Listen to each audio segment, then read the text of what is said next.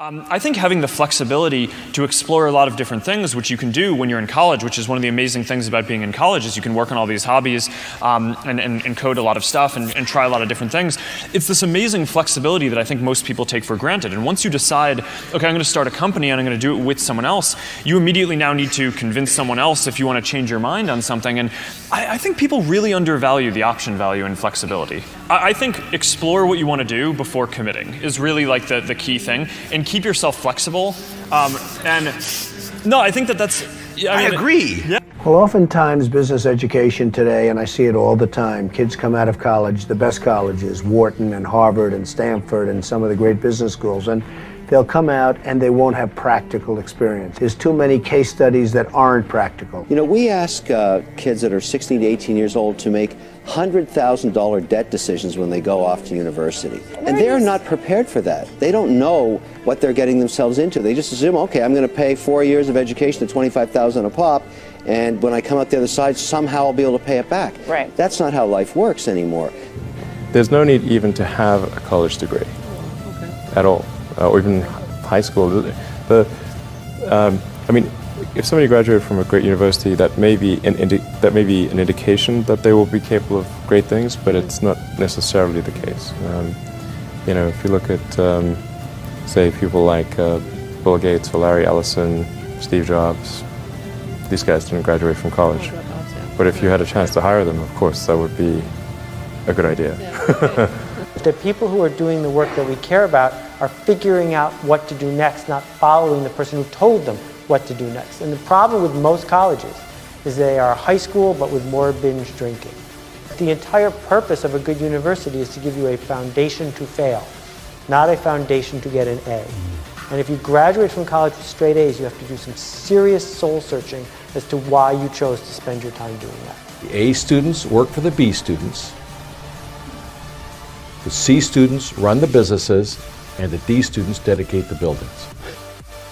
I mean, it's actually kind of funny, you know, if you think of like what is education, like you're basically downloading data and algorithms into your brain.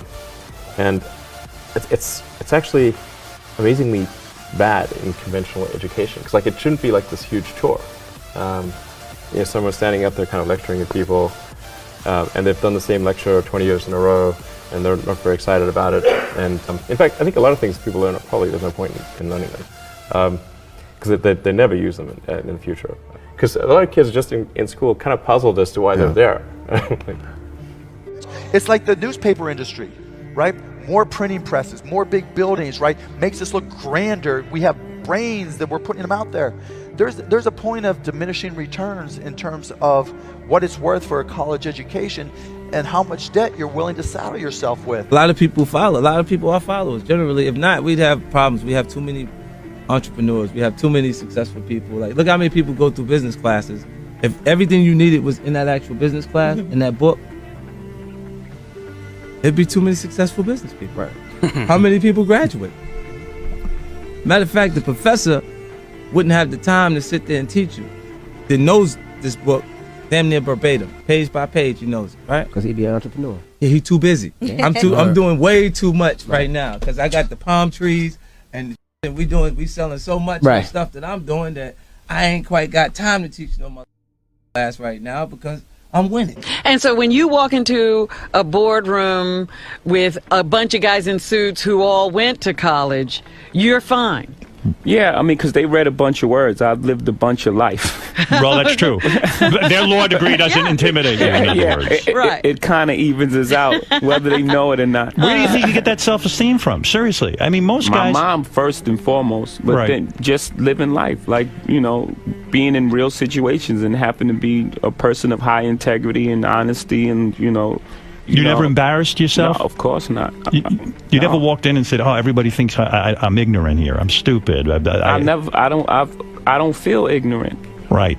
You know, I don't. Right. I felt like I came up in a situation, or a time, you know, where I wasn't afforded certain opportunities, and if afforded opportunities, I could be Oprah. I could be Bill Gates. I could be Warren Buffett. In my experience in business, there is very little difference, if any, between a very high-priced business education and what's available for a lot less money. I went to the University of Nebraska at Lincoln my last year in college. I went to Wharton for a couple of years before that. I learned just as much at the University of Nebraska as I did at Wharton. You need to be prodded in the right direction, but an awful lot of it is self-taught.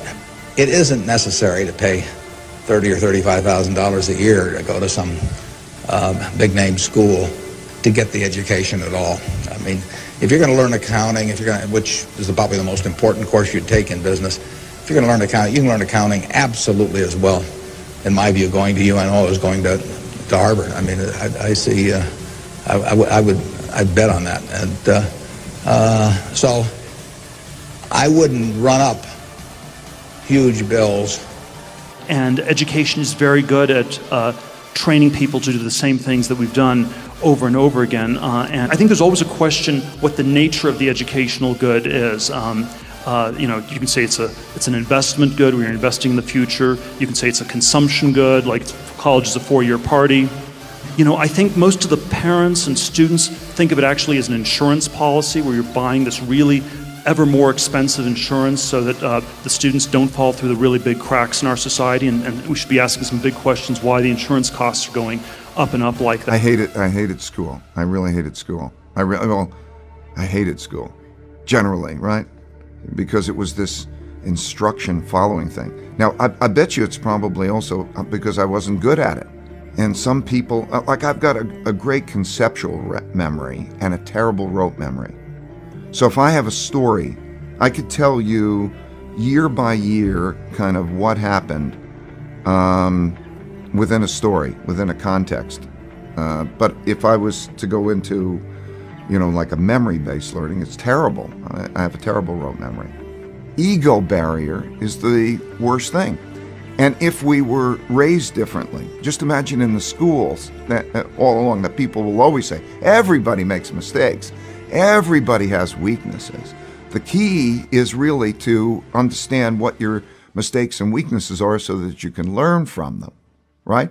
I think punishment is a terrible concept. Punishment means that you made a mistake and you're being punished. I think instead of punishment, every time somebody makes a mistake, you should say the only thing that you need to do to get out of your punishment is first think, what kind of mistake was that? So if I'm in a situation that's like that again, how would I deal with it differently, not to make that mistake? So that learning should come from the mistake, not punishment, because you're teaching people not to make mistakes.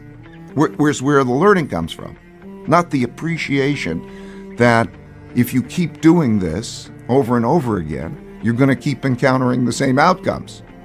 It's an extremely corrupt system we have at this point. We have an education bubble. In the U.S., we have $1 trillion of student debt.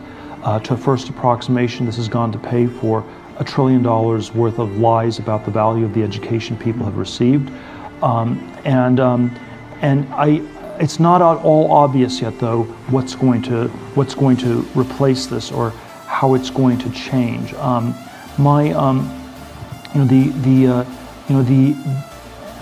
somewhat skeptical that it will be replaced by any sort of single unitary system. I have this fellowship for young people to start companies, and it's not. My claim is not that everybody should do this. I don't think everyone should become an entrepreneur. I think there is no one size fits all.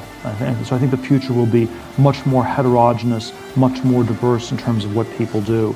What's really anomalous is the sort of unitary tracking where you have to go to an elite college, you go to Yale or you go to jail. There's nothing else you can do, And so I think the universities are perhaps in the same place as the Catholic Church was in 1514, if we go back 500 years, where you had sort of this monolithic way, this universal way of body of knowledge of teaching things.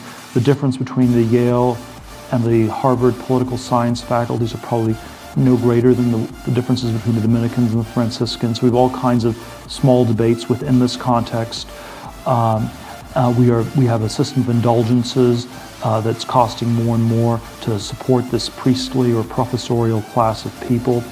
We are told that it's the only way to salvation. You must get a diploma to be saved. If you do not get a diploma, then you will go to hell. And I think the message that I have that's like the 16th century reformers, that's a somewhat troubling message, is that you have to work out your salvation on your own. You have to save yourself, and that's I believe that is the truth, but it's a somewhat uncomfortable one.